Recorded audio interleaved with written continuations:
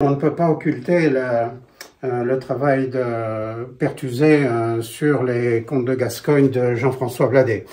C'est ce qui l'a rendu célèbre, mais il ne s'est pas arrêté à Bladet.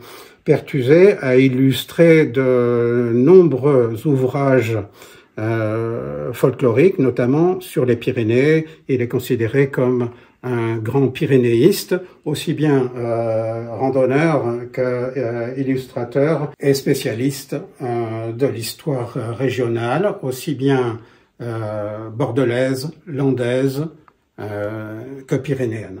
Alors s'il faut choisir un ouvrage, c'est un petit peu difficile, mais je choisirais Raoul Lambert, les chroniques démoniaques et drôlatiques. Lambert, c'est un journaliste assez célèbre dans les années 80-90, journaliste de la Dépêche du Midi. C'est un journaliste humoristique, un petit peu dans l'esprit de Pierre Dac ou de Desproges. Et donc, Perthuzet illustre ces chroniques. Je vais en prendre une pour l'exemple. Celle-ci se passe dans la cathédrale d'Albi. Et là, nous avons une lettrine, ce qu'on appelle une lettrine en imprimerie. C'est un peu anodin. Il y a un personnage diabolique ici. Ce personnage, pour les amateurs, le reconnaîtront, c'est Henri de Toulouse-Lautrec, peintre célèbre albigeois. Et l'illustration principale de cette chronique, la voici. L'action se passe ici, dans ce petit espace de l'illustration.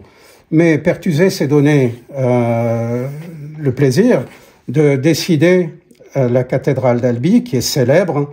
Vous pouvez regarder de près, pour ceux qui connaissent les lieux, c'est très très précis.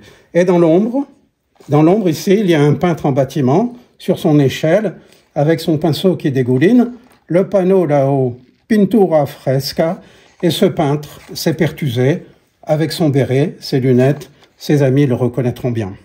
On a un très très bon exemple sur cette illustration de la technique assez classique et que l'on retrouvera souvent chez Perthuzet, du dessin hachuré. Donc ce ne sont que des lignes noires sur un fond blanc, ça peut paraître très sommaire, et en fait c'est très puissant.